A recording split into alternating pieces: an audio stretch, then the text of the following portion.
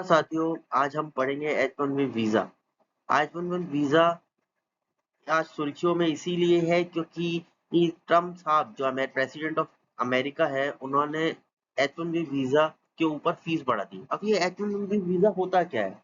H1B visa America देता है अपने कोई सी भी दूसरी कंट्रीज के स्किल्ड वर्कर्स को काम करने की एक परमिशन होती है, जो वीजा देता है काम करने के लिए वहां पे।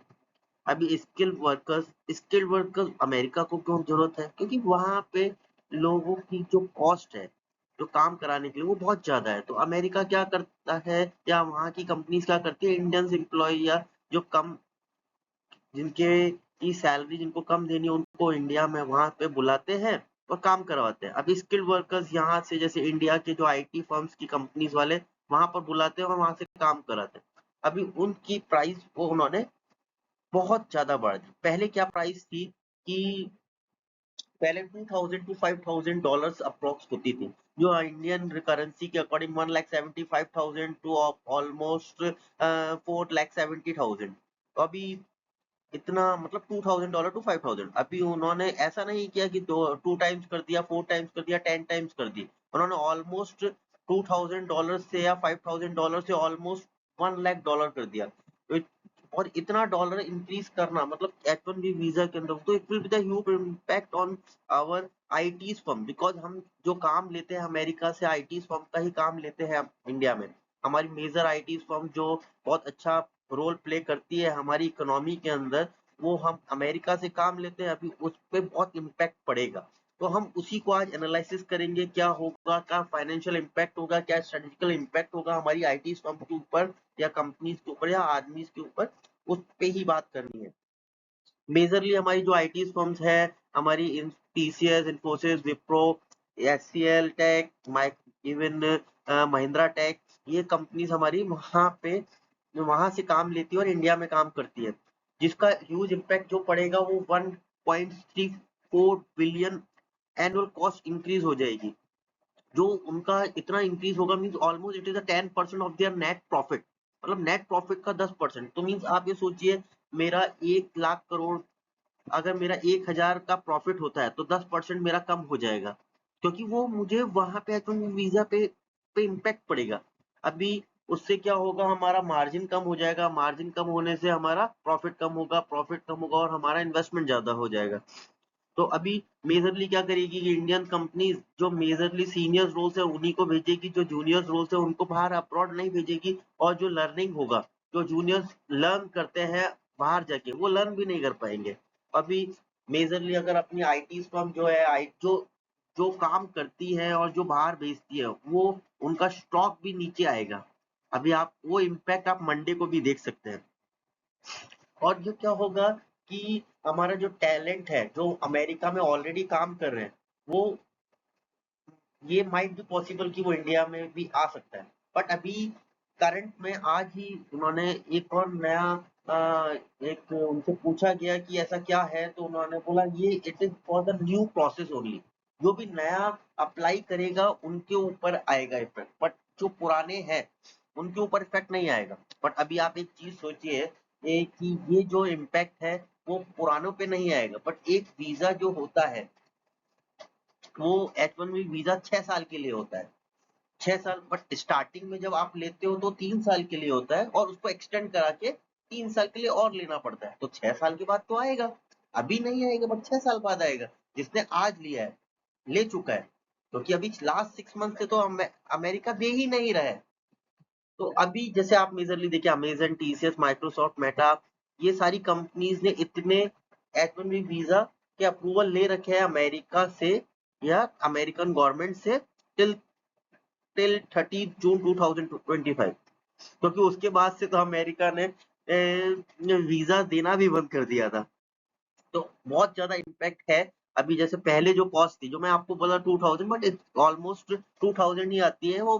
पर अगर है ना 15,000 पर वीजा अगर कॉस्ट माने तो एकदम से 1,00,000 कर दिया, उसका इम्पैक्ट जो आएगा 1.34 बिलियन डॉलर आएगा, जिससे हमारा वीजा कम जाएंगे, हमारी डिपेंडेंसी कम हो जाएगी। हमारे जो मेजरली 50% जो वर्क फोर्स है जो अमेरिका में काम कर रही है, that is a local Indian local, वो कम हो जाएगी, वहां पे नहीं भेजेंगे फिर हम। जो इन्फोसिस की 24% है, एचसीएल और विप्रो की 20% और टेक महिंद्रा की 30% है, जो कम हो जाएगी वहां पे जाके। अभी इससे इम्पैक्ट क्या होगा? अभी $1 लाख अगर कंपनी दे रही है तो अब तो मतलब उससे इम्पैक्ट ये होगा कि हमारा नेट प्रॉफिट नीचे निकल जाएगा, हमारे ना प्रॉफिट जेब से, पॉकेट से, जो आईटी कंपनी का, जो हमारे 13,000 या 20,000 जो लोग इंडियन फर्म्स के, आईटी फर्म्स की जो अब्रॉड में काम कर रहे हैं, उनमें से कुछ इंडिया में आ जाएंगे, उनको स्पॉन्सर्स करना बंद कर देगी कंपनीज, और उसका प्रॉफिट कम हो जाएगा, आपका शेयर मार्केट स्क्विज हो जाएगा। ओनली सीनियर्स लेवल के ही आदमी अगर अब्रॉड जाएंगे, फिर जूनियर लेवल या मिड लेवल वाले आदमी वहां पे नहीं जाएंगे। उससे और क्या होगा कि हमारा operation one day means that is firm को लिमिटेड पीपल्स को वीजा देना पड़ेगा।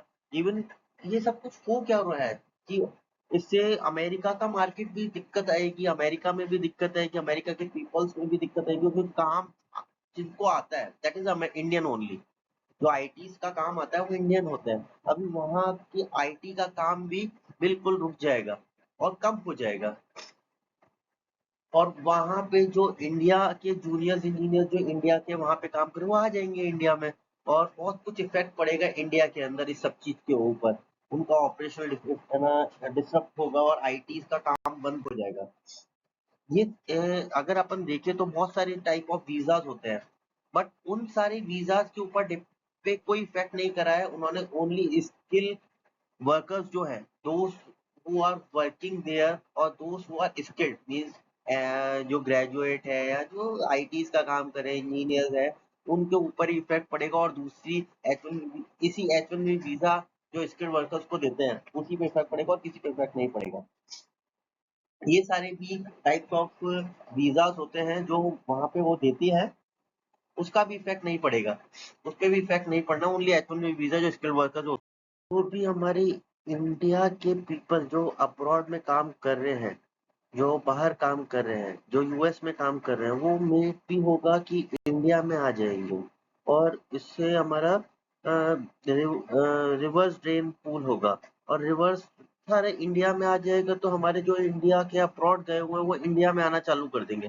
जैसे 50% यूएस वर्कफोर्स जो है इंडियन ही है वहां पे, आईटी के अंदर टीसीएस की 24% इंडियंस है, या एचसीएल के भी 20% है, विप्रो के भी 20% है, टेक महिंद्रा के 30% है। इसमें से कुछ परसेंटेज अभी तो वहां पे रहेंगे, बट थोड़े टाइम बाद ये सारी कंपनीज अपना क्या पैसा खर्च ना करके कुछ इंडियंस को बुला लेगी, और कुछ ही इंडियंस को वहां रखेगी, ताकि वहां से काम लेके इंडिया में ही काम करेंगे, वहां पे काम नहीं करेंगे। अभी अमेरिका का क्या थिंकिंग है कि हमारे आदमी अनएम्प्लॉयड रहता है, बेरोजगार रहते हैं, तो इससे क्या होगा, अगर फीस बढ़ाएंगे तो हमारे आदमियों को वहां पे काम मिलेगा, और ये जितने भी बाहर के लोग हैं वो इंडिया से बाहर चले जाएंगे वापस, मतलब अमेरिका से वापस दूसरी अपनी कंट्रीज में चले जाएंगे। तो उनका थिंकिंग यहाँ पर ये आता है।